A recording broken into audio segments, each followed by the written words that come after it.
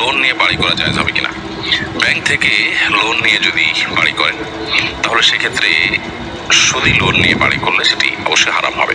মানুষ বেঁচে থাকার জন্য মাথা গোজাবার একটা ঠাঁই থাকার দরকার আছে, কিন্তু হারাম উপার্জন করে কিংবা সুদভিত্তিক লোন নিয়ে বাড়ি করার কোনো প্রয়োজন নেই। একজন ইমানদার সুদকে সর্বতভাবে বর্জন করার চেষ্টা করবেন, সেটি যদি না করেন তাহলে তিনি গুনাহগার হবেন। অতএব শুধু লোন নিয়ে বাড়ি করা জায়েজ নয়। আপনি যদি শরিয়া ভিত্তিক লোন নিতে পারেন তাহলে তার পদ্ধতি এমন হতে পারে যে যিনি আপনাকে লোন দিয়েছেন তিনি আল্লাহর জন্য দিয়েছেন, সাধারণত ব্যক্তি পর্যায়ে এটা হতে পারে, অথবা যিনি লোন দিয়েছেন বা যে প্রতিষ্ঠান লোন দিয়েছে তারা আপনাকে বাণিজ্যিকভাবে লাভবান হওয়ার জন্য লোন দিয়েছেন, তাহলে সেক্ষেত্রে তারা আপনাকে আপনার নির্মাণ সামগ্রী কিনে দিবেন, তারা কিনে আপনার কাছে হস্তান্তর করবেন এবং সেক্ষেত্রে তারা অতিরিক্ত দাম ধরবেন, কিনে অতিরিক্ত দাম ধরে আপনার কাছে সেল করবেন এবং সেটা আপনি কিস্তি পরিশোধ করবেন। এভাবে জায়েজ হতে পারে।